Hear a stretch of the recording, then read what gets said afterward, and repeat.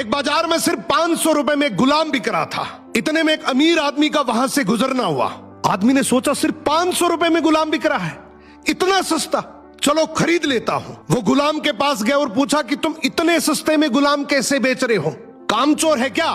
गुलाम का मालिक बोला बिल्कुल कामचोर नहीं है, बहुत मेहनती है, सारी खूबियां हैं, बस इसमें एक ऐब है, ये कभी कभी चुगली कर देता है। आदमी ने मन ही मन सोचा कि घर में मैं और मेरी बीवी तो है, अगर ये चुगली करेगा भी तो किससे करेगा, खरीद लेता हूं। खरीद कर गुलाम को घर ले आया। कुछ दिनों तक तो गुलाम ने बहुत अच्छे से काम किया, लेकिन फिर एक दिन उसे चुगली का कीड़ा काटा। वो सबसे पहले उस आदमी की बीवी के पास गया और बोला, मेम साहब आपको पता है साहब का बाहर किसी औरत के साथ चक्कर चल रहा है। ये सुनते ही औरत सकते में आ गई और जोर जोर से रोने लगी।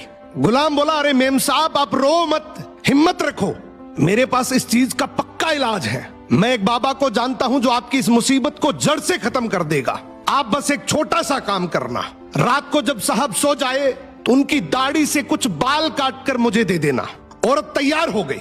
फिर वो गुलाम वहां से उठा और आदमी के पास गया। उसने बोला, साहब क्या आप जानते हैं मेम साहब का बाहर किसी आदमी के साथ चक्कर चल रहा है। ये सुनते ही आदमी आग बबूला हो गया। गुस्से में आकर उसका गिरेबान पकड़ लिया और बोला, तू मेरी बीवी पर इल्जाम लगा रहा है। गुलाम बोला, आपको मेरी बात पर यकीन ना हो तो रात को आप सिर्फ सोने का नाटक करना, आज रात वो आपको मारने वाली है। आदमी तैयार तो हो गया, लेकिन वो बोला, अगर तेरी बात झूठ निकली तो मैं तुझे जान से मार दूंगा। रात हुई, आदमी ने सोने का नाटक किया।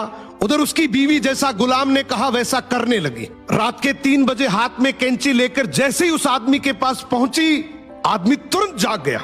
अब इस आदमी के दिमाग में गुलाम की बात तो चल ही रही थी।